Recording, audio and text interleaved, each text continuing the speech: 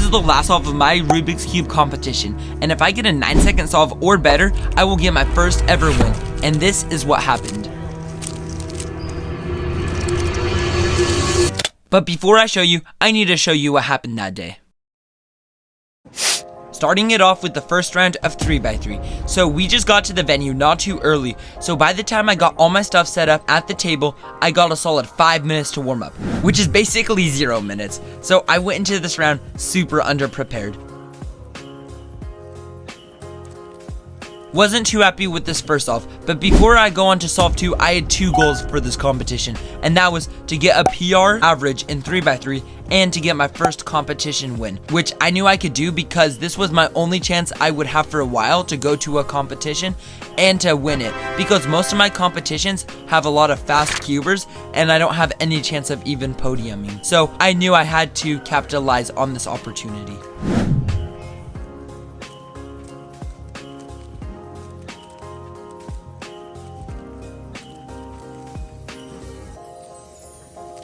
So this second solve was a 10.19, which was very bad for me, so these next couple solves I knew I had to get good times on. So my PR single is 6.35 and my PR average is 7.65, which are both not really good for me, so I was hoping to beat at least one of them this competition.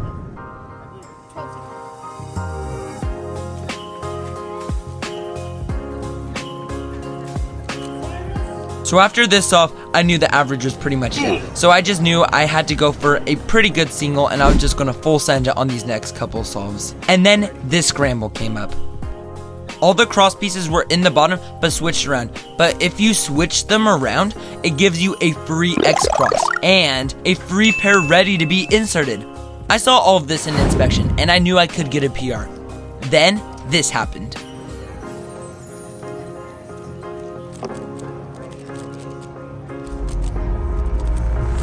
6.6, just barely missed it. With bad turning and last layer execution, I failed the PR.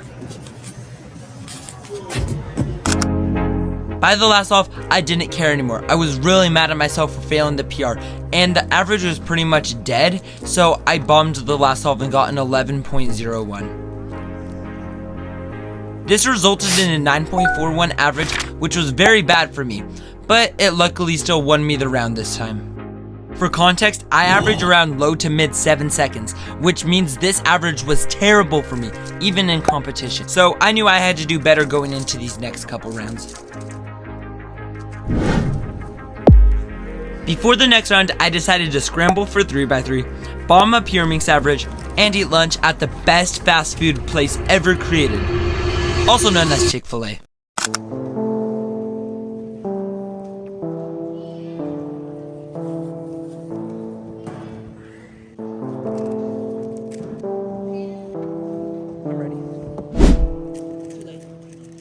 So going into round 2, my confidence had been a bit shaken, getting a bad result in round 1. And going into round 2, I could not focus for the life of me.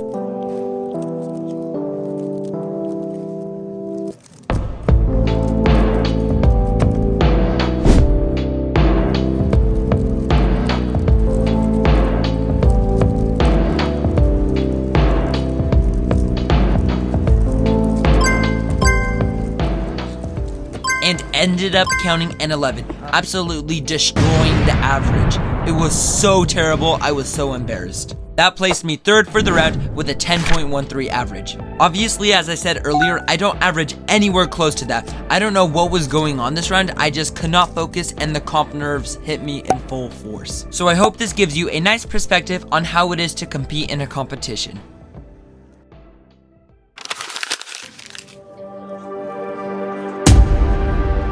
For this final round, I really wanted to play it really safe, wanting to secure the competition win. And let me just tell you, you should never do this, because whenever you do this, you're basically accepting getting a bad result, which means if you screw up that, you're automatically not winning. So I just think that you should always try to perform your best so you have the best chance of doing great.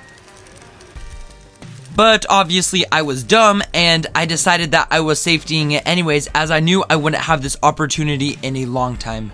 Thank goodness though, there was 5 events before the finals, which I thought would be enough time to concentrate and warm up fully. Turns out I was wrong, and by the time finals started, I was even more tired and my hands were ice cold from being nervous. And from being so nervous and with freezing hands, this is how I started off.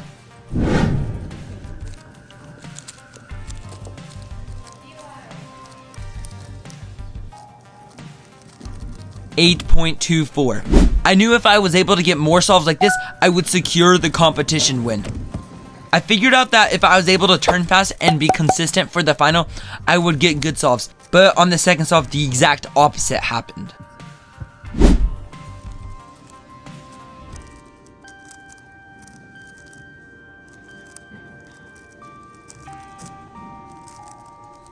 So yeah, we won't even talk about that.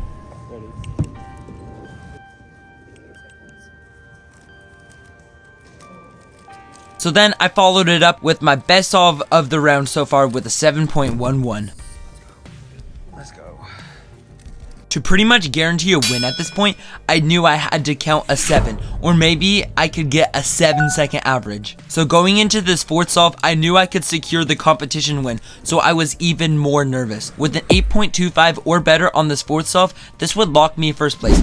And with all of this on the line, this is what happened.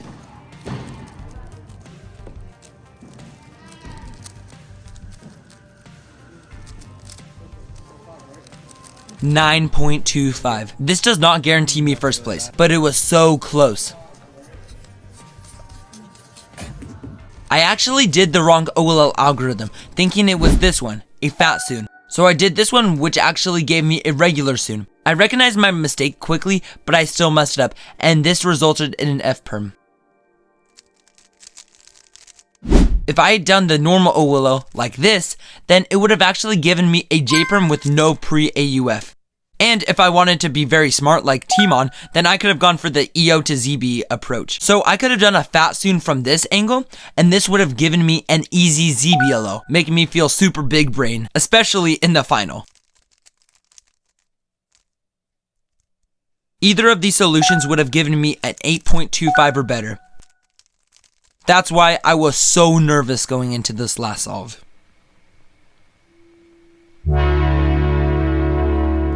One year ago, I posted my first YouTube video ever, and that video was an overview of my speed cubing journey up until that point. That video with me getting my first ever podium ever, which was second place. And this was at Spokane 2022, the same venue I was at now. And at the end of the video, I made this promise.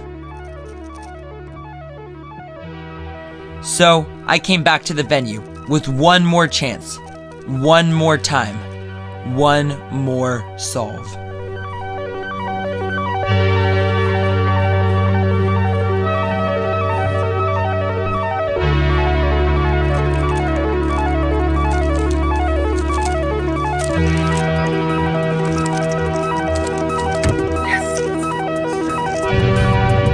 In first place with an average of 8.41, Caden Lee.